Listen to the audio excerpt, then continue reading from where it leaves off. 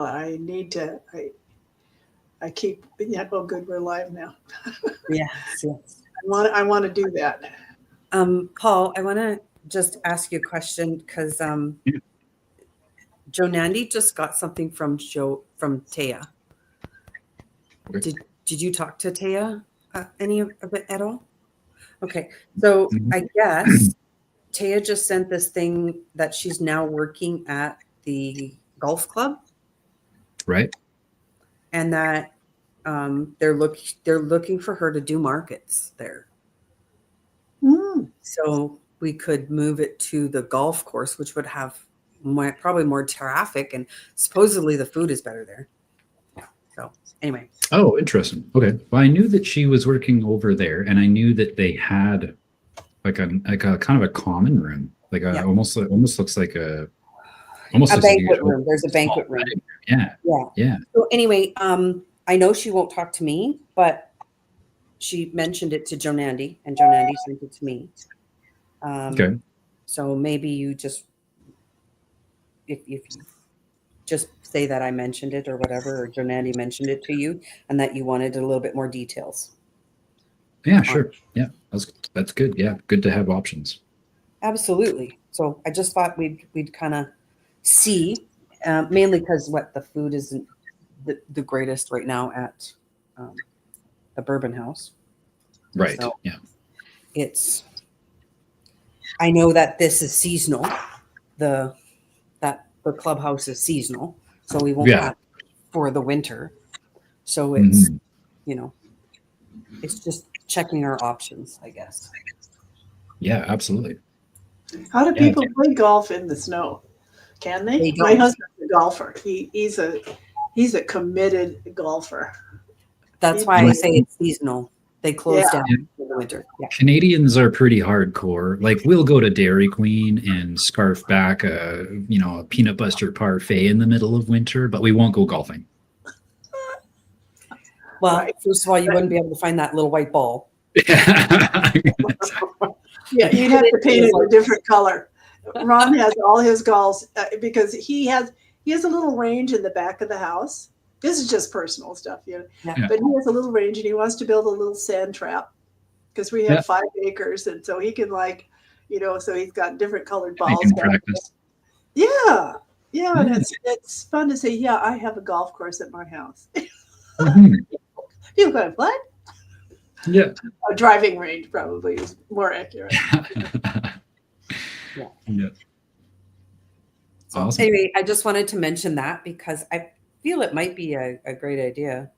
Yeah. No kidding. I'm all about having options. Yeah, might as well. It All right.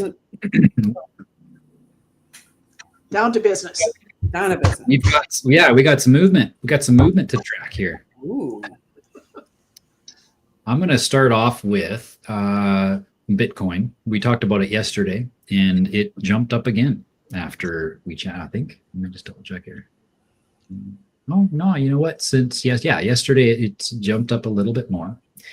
Let's bring that open. Share screen, entire screen, blah blah blah. Ow! Oh, ow! There it is. Okay. Send in an email, Paul. Perfect. That way you Thank can you, see thank what she said. Ooh, yeah, it did go up, didn't it? Ooh. Yes. The last little while here. This was earlier this week. This was on the 7th, so Wednesday. This was where we were seeing that resistance. Thursday jumped up, and then today, last night, actually late yesterday afternoon is when it jumped up to the next level. If we go back in time, let's go back in time. We can see now the dotted line that's there. That's the current price. So we can see that current price is definitely at another point of resistance. Almost hit it here, but then we've got this area here, this area here. Oh, let me use this thing too. There's this area. Going back, we can see there's lots of resistance here as well. So we're at another significant level here, sitting at $103,000 per Bitcoin. Down at the bottom, we can see the volume has flipped. We had some bearish volume actually push the threshold a little bit, and then that has receded, and now we're into some bullish volume. However, as we can see, the volatility oscillator is showing that we're super high and two back-to-back confirmations of a reversal. So, and that simply means that with this movement, it's a fairly significant impulse. So that price action is likely to experience a retracement. Where would it retrace? Well, we have to go back fairly far because this extension going up was actually a fairly sizable distance. If you think about it, from this low here going up, that's a 9.8% rise. Now, of course, in crypto land, that's not very much, even in Bitcoin. But to see it occur within that short time frame, I don't have another reference of where that resistance would fall back again, or where that we might find support. So we've got to go back to the days of January when we had that price fluctuation after hitting that all-time high. We can see that there's a good chance that where we are right now where we are going to retrace, you can see that this is a pretty good chance here. And we got this one here. We've got this place here. We got this one. We got there, all the way across there. So going over here, now that's not accurate. That's being scaled. Going back over here, that area, yeah, looks to me like about 99,000. So $100,000 would likely be a fairly psychological level. And so I'm going to go ahead and just mark that 99 right there. So this is where I would expect we see a retracement. Just again, given the fact that we've got a double reversal confirmation or a double reversal signal, it's not a confirmation yet, and the oscillator is really high right now. So being, this is a position what we would call overbought. And so this oscillator will usually oscillate back and forth between the upper and lower ranges. And so right now we're seeing it super high. It's a little extended. We'll see what occurs next. If it does come back down, I would expect to find some support right here at the 99,000 level. Ethereum also is showing some great signs here. We, in fact, bumped up from yesterday, even going beyond that long-term downward trend line that we've been waiting to challenge. And not only did we challenge it, we actually shot above it. And right now we can see that it's actually retesting the top side. So what has provided resistance in the past looks like it may be providing some support for the future. To confirm, though, we have to look back. We can see that this high here, this is the buttoner, that high right there is what the next level needs to be. So if the price action can get above that line there and then retest it from above, that's when we can say, okay, now we're looking for the next level up. Where I can say, yeah, we broke out of this. The way it is right now, we could still dip back down underneath this trend line here. There's not a confirmation yet. So if we go back down, zoom in a little bit here, and I will bring in this aspect down here. We've got the volume indicator showing us that we do have some bullish volume, but this horizontal line, that's the threshold. So we probably won't see much more movement until we get more volume one way or the other. This threshold is pretty thick. And as you can see, during this whole time, that threshold built and built and built and built and built. So now we need a lot more volume in order to sustain this kind of growth. It's not there. So I would expect that we are going to come back down, probably find another point of support. Might even be this cloud here, this green cloud, simply because we can see how much of a difficult time at getting above that zone. So this is also a significant line here as well. We can see that there it is. This line here is also significant. And so that might be where we retrace, find some support. And we can see there's that confirmation right there. There's that confirmation from the volume indicator to letting us know that there's or not a confirmation. It's just simply a signal of a reversal. And then we zoom in a little bit closer. You can see that little orange node that got placed there, painted on top of the oscillator. That is also letting us know that there's a shift in momentum. So this shift in momentum that we have right now, combined with the loss of volume from what we were experiencing before over here, that to me tells me that we're likely to see a retracement coming back down. And again, I would say it'll come down to probably half of what this impulse was.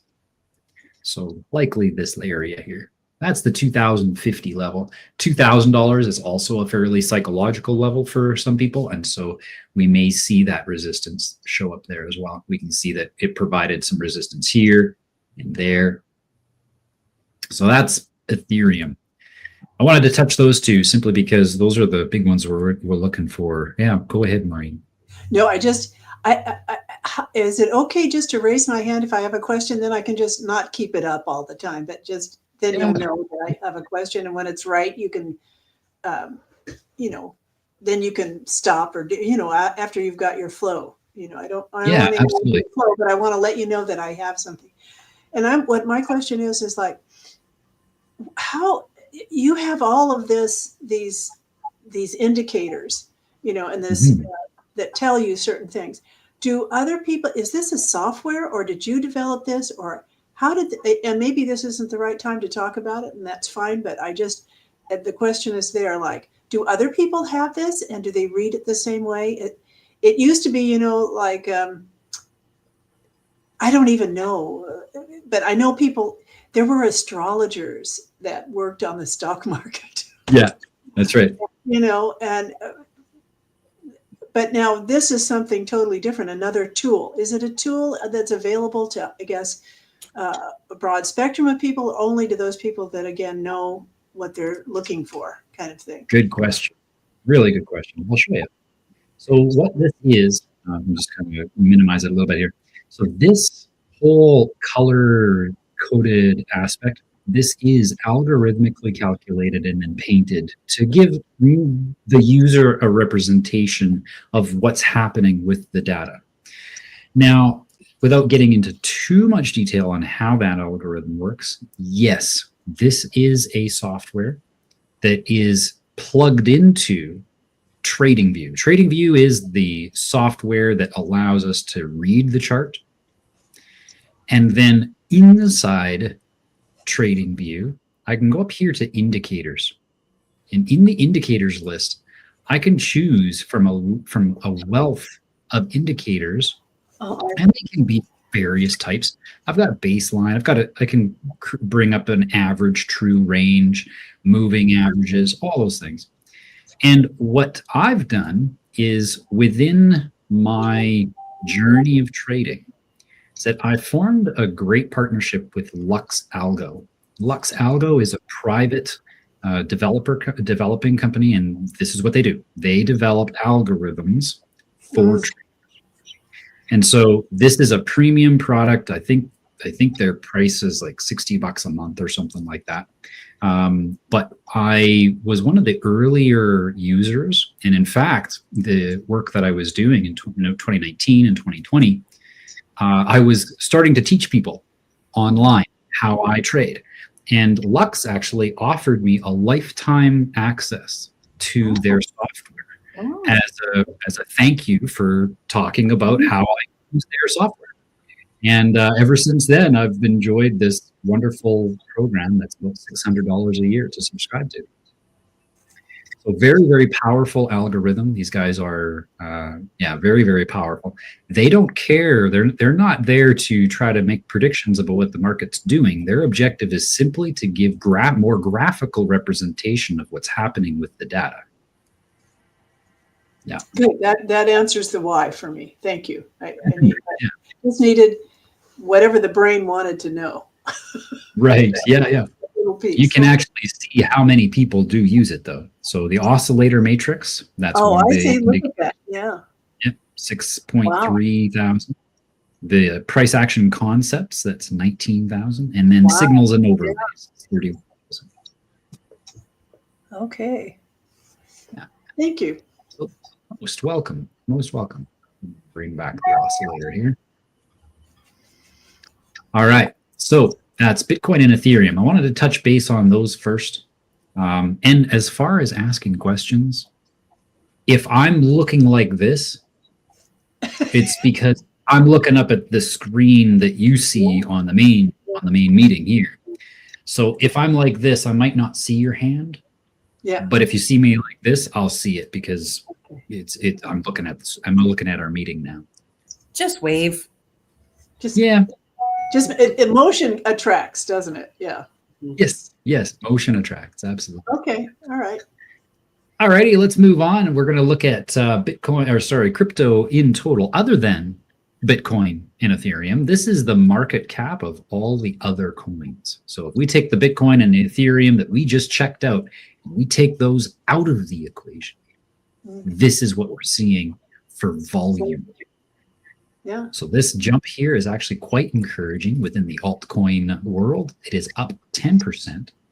The fact that it is this high is wonderful to see. However, I don't call this a bull run quite yet, because in order for this line, or in order for this movement to translate into a bull movement or into a bull market, we need to see this level here. This needs to be beat, simply because it's a more prominent pivot point in the past than where we're at right now. This one here is a less prominent resistance.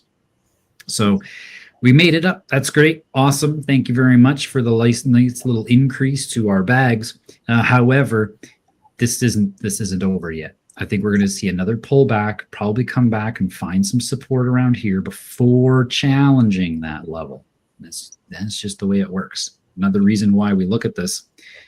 Well, this is an interesting chart. So we can see that volume is bearish in the red, but it's not very strong. In fact, it's diminishing. The oscillator is high, and we are now forming a reversal at the moment. So this tells me that two things. Number one, while we are increasing the bullish volume, the momentum right now is a little weak. So what I like to see is when we see bearish volume like this, and it's diminishing and switching over to bullish volume, I like to see this crossover occur simultaneously when the oscillator's down here, so that I know that momentum has some force to it. It'll carry that price a little bit further. I don't think the price is going to be carried much further right now because the oscillator is high and the volume is still accumulating. So, but still, we are definitely showing more signs of life than we have for the last few months. Silver still consolidating, not creating any trend here since, well, I mean, think about it. Even though this big movement occurred here after the stock market did a little mini crash, this range has not been exceeded. And so we call this consolidation. Typically happens after large movements. Whenever there's a large movement, there's usually an equalization, bringing things back to an average. And we can see right now that the price action is about 3/4 of the way up this consolidation range. And if we go back in time, we can see that range has provided support and resistance in the past. So silver right now is at another crucial point. We want to see an actual movement. We're going to have to get a good push up towards this here, a retracement, finding support to blast out of this range. Until we're outside of this range, we don't have a confirmation of what direction silver is going to go.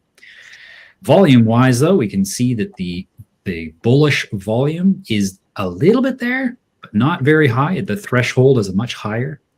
And then the oscillator being down below is encouraging, but we would need to see build of volume for us to know whether or not we're actually headed some direction. So for me, this is still inconclusive. I would be waiting to make a trade unless I was definitely I would be buying if I was looking to hold on to more than a year. Because I believe that silver and gold are going to definitely be revaluing over the next year to 2 years. Gold is already doing it. Gold, though, actually, interestingly, since that high that was created on April 22nd, it has been also ranging back and forth within this range here. A little bit of a test below in this area here, but that was only for what, a day or two? Yep, 1 hour, 1 day and 20 hours. So that was a very short period of time. It dipped down, probably just to find some support at this level here. Now that we're above that, I would expect us to continue climbing back up and challenge that all-time high. And coming into the Asian markets, we are still climbing upwards, but it's only because the Japanese bank is able to continue printing. Of course, it's fraudulent. They're not printing it backed on anything other than a whim, and likely will be, well, if we take a look at this, there is a lot of resistance at the level that we're at right now. Tons of resistance. Look at how when it fell down from, well, let's go back actually to August. This was back in August of last year. This drop here it provided some returns, but we can see that this return that came back had its own range where most of the volume accumulated, and it was in this area here. So because this is the area that had the most volume over the last 8 months, and we are having a difficult time getting above it again. This drop down here happened, came back up, tested that range, failed, and dropped back to where it was last August. Then, ever since then, I mean, just look at how much this was squiggling back and forth. It looks like a little 4-year-old grabbed a crayon and just went, rah, rah, rah, rah, rah, rah. And ever since then, while it's been inching its way up, it certainly is not convicted. It doesn't have much conviction to continue. Given the past, I suspect this resistance will be applied, and we'll probably see some weakening and maybe even another fallout going down below where we were before.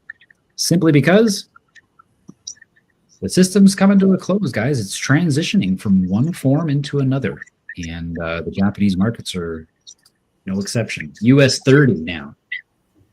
Dow Jones showing a little bit of similarity in that this resistance used to be support. After the election occurred, we saw that nice big jump, all-time highs in this area here, but then it came back down and couldn't maintain this area. Fell out. That's where the crash happened. We got the squiggly lines, lots of back and forth movement, things kind of recalibrating. Should have seen some of these mornings. Apparently, the orders were just being thrown in haphazardly, even, where they were just scrambling, and it created a lot of volatility for a while. Well, after things stabled out, we've been having a difficult time getting above this resistance. If we can get above it, I would say that means that they are capable of continuing to bring the price up. But in order to do that, they have to continue with the quantitative easing, which means more printing. And that is something that they wanted to get away from because it was creating too much inflation. But, they're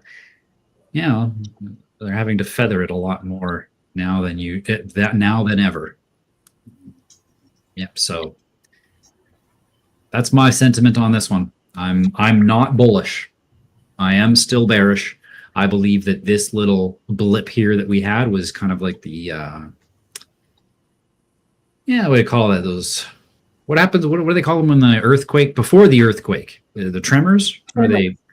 Yeah, the tremors. Yeah. I think this was just a tremor. even the drop from the all-time high coming down, you can see that, it provided very little support, dipped down, and then it just couldn't provide support again and crashed. So the fact that it occurred in this range, the way that it did, the way that the volume literally dropped out of the sky, $5 trillion were liquidated out of the market when this occurred. $5 trillion. When the American economy is only it's worth only debt, but $35 trillion of debt or whatever it is, 5 trillion is a large percentage. So that was a big drop, and it just hasn't been able to bring us back into a confirmed bullish trend like we've been experiencing for 4 years? 5 years? Yeah. Look at that. This kind of movement is what we would normally see in the stock market. This is a tremor. Not a good sign as far as pricing goes. Again, money is not lost, folks. Just transfers from one form into another, and that's what this is. We're going into the renaissance that's driven by AI. I would actually call that more of a revolution than a renaissance. We're going to create the renaissance. This is the top 30 cryptos. We can see that it is definitely bumping up against a major resistance point right now. It's going to be a pivotal moment with how much movement there has been with very little retracement. I would expect us to come back to test this area here around the 20,006, possibly even down here to this 27 or 19.6. Just to test this resistance here to see whether or not that can give us support. Either way, it might even go back. It might even go a little bit higher, or it might retrace higher. It might be back here, right, which would give us, oopsies. That was a weird squiggly line. Let's just wait for it to disappear. So there's this, and that gives us this area here to test as support. All right, moving on. XRP. You know what? Actually, I've done the full list twice this week. There's the wave. Go ahead. No, when you're finished on your roll, you had something you were saying. It's okay. I was going to go through the rest of the coins, but I'm good. Unless you guys want to cover something specific.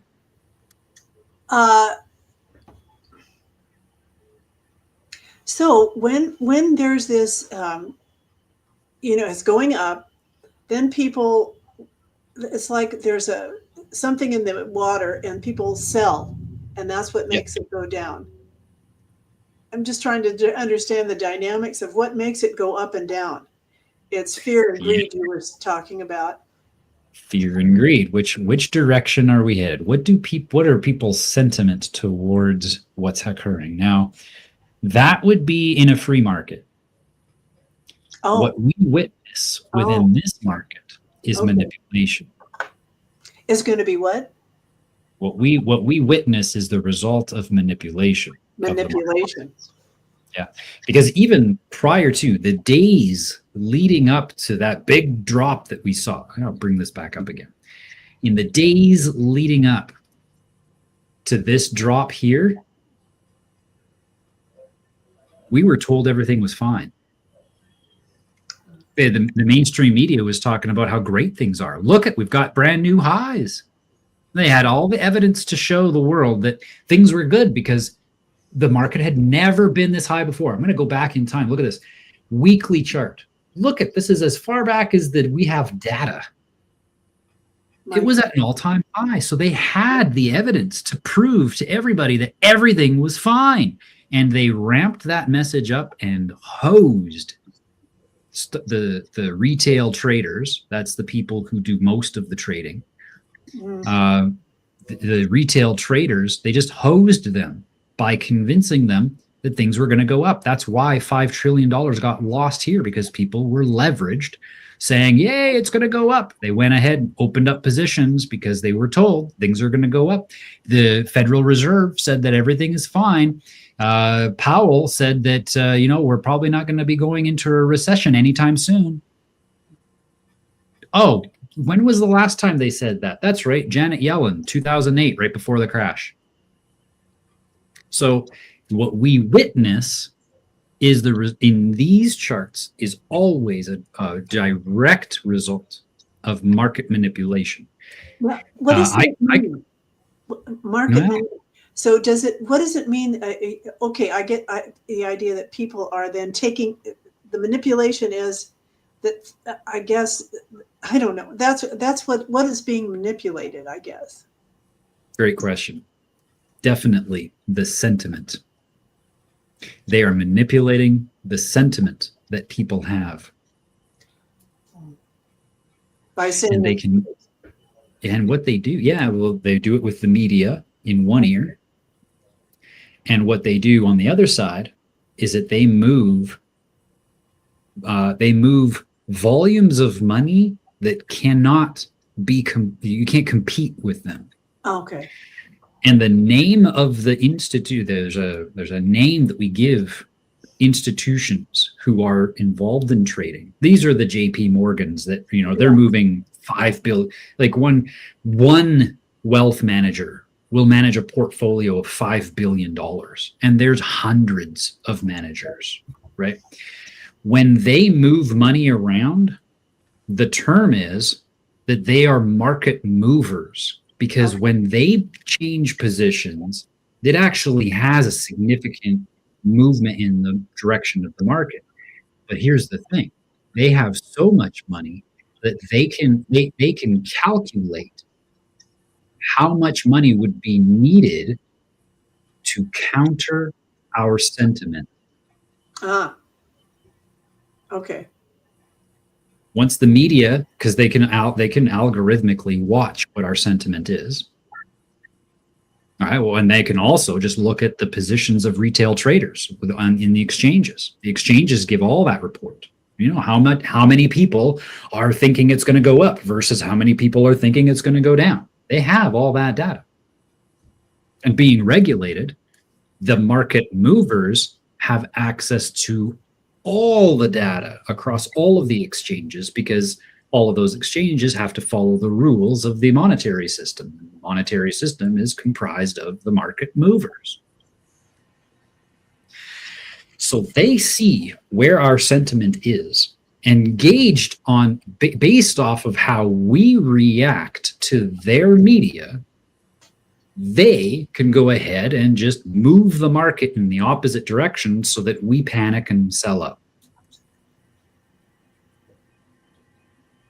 There is absolutely nothing authentic about the price of any mainstream market. That's why blockchain poses such a threat, because for the first time in history, we have a ledger that is something that anyone can go and inspect. And in fact, a lot of the problems that we've been experiencing within crypto, this exchange here had to shut down. Oh, this one is now Quadriga back in 2000, what was that? 2017, 18. Quadriga was one of the biggest exchanges in Canada. And then all of a sudden, the owner of Quadriga, who had all the keys for all the crypto wallets, he died. No one knew where the keys were, so no one could access their money. Gone. That centralized model simply is not compatible, and that poses such a great threat that they have to come up with shit coins like Ethereum to pretend like this is a free market. And our responsibility, I believe our responsibility, is to go and find the chains that defy such corruption, where in fact, if such corruption were to occur, that the corrupt would be demonetized by nature of how the chain works. So you're essentially, when you do it right, you can incentivize monetary integrity. You can't do that with the old system. The old system is literally designed to reward corruption. That's that why just needs blockchain. to be put. To me, that's critical. Yeah, I mean, that's it is. critical to understand. For me, I feel that the criticalness of it is that it's like advertising, how we're manipulated by advertising. And I understand that. And I'm probably going to have to hear it 5 or 6 times or, whatever, experience it or something. But I kind of get a scent of it, a scent, like I can smell. Oh, but when you talk about monetary integrity, then I can see it's like to trick you into thinking everything's okay. And then you don't sell anyway, and then they sell everything off. And meanwhile, you're left holding the bag and you lose all the money. Whatever, I don't know how it works, but it sounds like that. It's like they're tricking you, manipulating, Yeah. like you said. Yeah. Yep, absolutely. And remember, go ahead. That's competition, isn't it? I mean, anyway, instead of cooperation, It's the illusion of control is what it is. Yeah. They are addicted to perpetuating the illusion of control. Yeah. For me, it's like a little child learning to walk or talk. We repeat over and over, the words. And that's what I feel that they've done for us to condition us, right? Is they say it over and over. Look at what happened in the pandemic. Like, I mean, those things were going across the screen and it was being said constantly, that was conditioning us to learn something that they wanted us to get in our heads. Yep. Right? And now we're having to reprogram that out of our heads, first of all, and then reprogram what we know is right. Yeah, it's about finding the paradigms that support your values, right? We value being able to maintain our wealth. However, we are, especially the disorganized masses, are programmed with paradigms that do not support their behavior to the paradigms we have do not support us in the intention of maintaining our wealth, because it's like we've got this cognitive dissonance between what we know to be true about our wealth and that it's our property, and the way that we practice using our wealth even in the innocence of depositing your money at a bank. The act of depositing your money at a bank is counter the paradigm that that's your property. Because even if you go and look at the fine print of your agreement with your bank, they will tell you, full disclosure, that when your money is in our account, it's our property. That's why they can just turn off your bank account and leave you in the lurch, because they told you it's not your property. So we live in a world of this cognitive dissonance between what we know to be true and what we're programmed to be, what's being programmed. What's interesting is that when you talk about this, there is that cognitive dissonance that I'm feeling. It's that you actually feel this confusion and this cognitive dissonance. It's like two voices going on in your head, in which one, and it's not even clear. It's just, it creates a numbness. I'm just noticing it as like, that's what you have to experience, which is very uncomfortable. So then you choose, whatever is the deepest rut, of conditioning. Easiest. You choose it because it's the most familiar. Yes. Yeah, I kind of get it. And something new. That's why it's so hard. It feels like a speed bump. It's like a speed bump to everything that I do, because it's like I have to go through this, and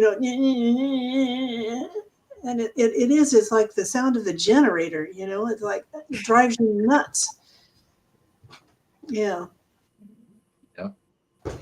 What we're doing, I have mental. I have to listen to a generator all day long, and that, kind of thing. Anyway, my husband's here counting his gold. No, I'm kidding. Nice.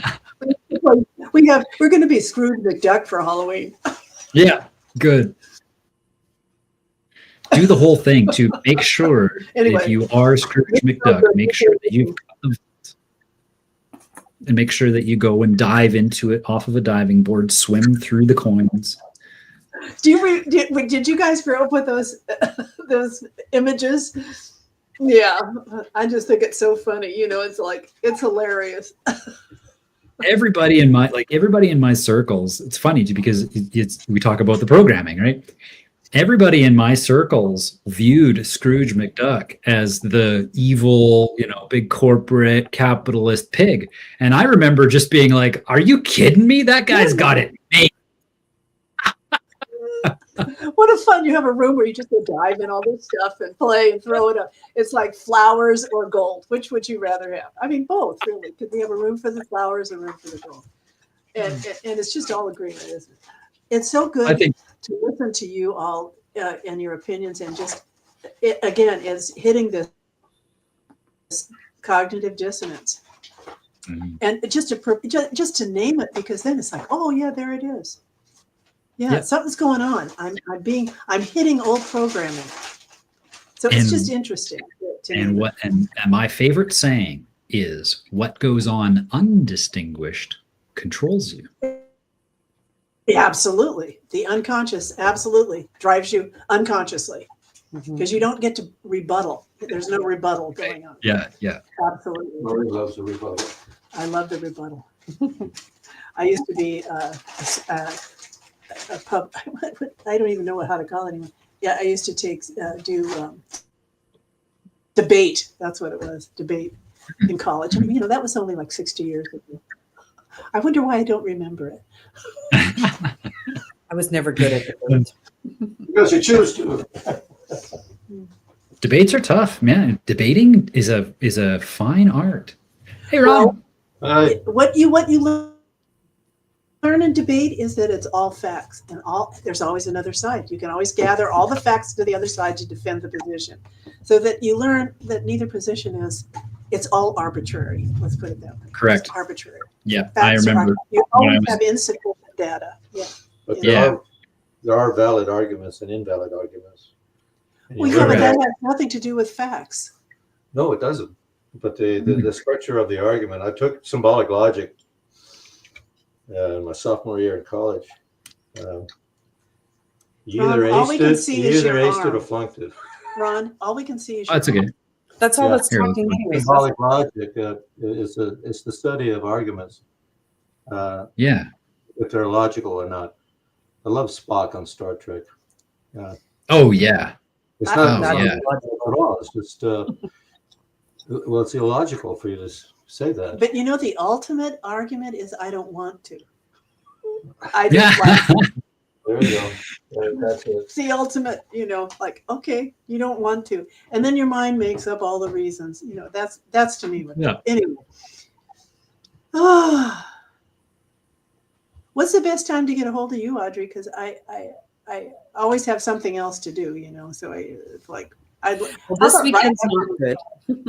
This weekend's not good. This weekend is not good. You guys are busy. We want to come up and join the fun you guys are having, I'll tell you. What a life. What you signed up for. All right. Well, I'm also working. I also work with a 89-year-old, and we're going to Banff this weekend. So I'll be back Monday late. So usually, are you a either caregiver? Before market analysis or after market analysis? Yeah. Are you a caregiver? Yes. I was a social worker in that field for many years, and then I taught social workers how to make a care plan to keep people at home. That would be. It's much easier than we're led to believe. So do you still have that? Well, and here it's called in-home supportive services. Yeah, that program still exists, but I retired 20 years ago. So, okay. So I am totally out of date with what the community can offer to stay, but it's pretty much the same, that you need a certain level of care and support, and not to over support, but to be in that little thing of safe and unsafe in that little area where they still have to rely on themselves and make that fine decision making of, should I stand up now or should I wait and gather strength? Just transferring is like the big deal in care. That it is. Yeah. Hopefully. So, like I said, either before market analysis, except for Thursdays, Okay. or after market analysis. Yeah. So you'll be home Monday, did you say? But Tuesday's better. Okay, Tuesday. Well, let's just do it Tuesday then. Tuesday. That's not our day, is it? Tuesday is the seedlings. Wednesday is the seedlings day, Yep, right? that's right. Yep. So I'll be here Tuesday then, and then we could just meet after. It'll just be like 5 minutes, or not a big deal, but I just want to talk to you about it and how much it is and what do you expect? Just like a conference, a little conference. But Maureen, we'll talk longer. I always like to pretend. Yeah. And then we'll figure out how we're going to connect. Yeah, that's good. We'll just see I always like to just see what happens. Okay. Good. If you guys are, wait a second. No, because when you arrive, the administrator needs to add you to the meeting. Yeah, you're going to have to find another meet. Oh, yeah. Phone might be fine. I don't know. Yeah, phone is fine. Yeah, we can just call we can call. Do you have like something like WhatsApp or Signal? I do. I have WhatsApp, but I can also, I think I'm supposed to be able to call Canada and Mexico. So I can call you. Yeah, in WhatsApp. Just do it in WhatsApp. That's the easiest. That's the way I talk to all my friends. I haven't used that. What's nice about WhatsApp is, in Canada, our cell phone plans are not nearly as nice as down in America. So you can call us, but we still have to pay to receive that call. Oh, okay. Yeah, then that doesn't work. Okay. All right. But in WhatsApp, there's no cost because it's just on the data. Yeah. Yeah. Okay. Perfect. That's what I wanted. That's a win-win. Yeah. Let's do WhatsApp. I don't want you to have to pay. Absolutely. Sounds good. Okay. Then, Paul, could I ask a personal question then? I don't know. Maybe we could be live or we're thinking about I want to be able to give my grandson money to buy a house. And I think we've talked a little bit about this. And I wanted to know if you said if you're going to hold it for over a year, that it's okay to go ahead and buy now. But I was thinking, just to buy some gold and silver for him. And then he's looking at 26 or 27 to buy a house. I mean, that's his plan, So I honestly think that that's a very good plan, because I believe that over the next year to 2 years, we're going to see a major downturn in real estate. Yeah, it's got to. So he'll be buying at rock bottom prices, which is awesome. In the meantime, if you can put that wealth into metal, you'll be hedging yourself against the inflation. So that's the way I want to say it to him. Just what you said, hedging against inflation. And I still haven't talked. He was supposed to call me yesterday, but he didn't call. So he's busy or whatever. I'm grandma, so. Yeah.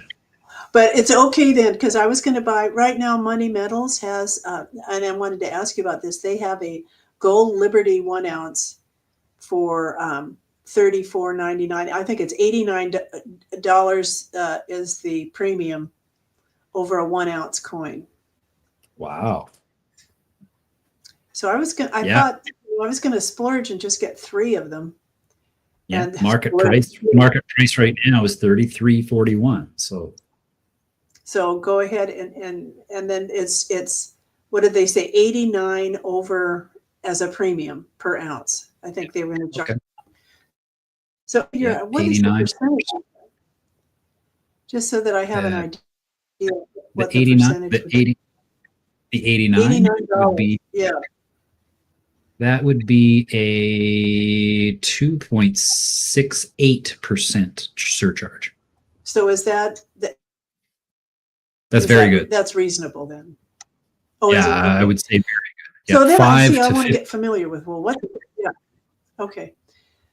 So he wanted me to buy him 1 ounce of gold. I was going to do $7,000 right now. That's what I have sectioned for him to help him buy a house, and then buy 1 ounce of gold and the rest in silver. Would you divide it? Sorry, I'm not sure if you wanted to stop the live there, Paul, because we're into private stuff. It's up to you, Maureen. If you want, we can stop going live. We can go back to the private members. Like, what do you want? What would you like? Oh, I was frozen, so I don't know what happened.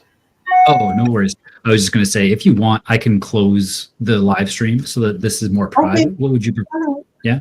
Yeah. All right. Okay. See you, everybody. We're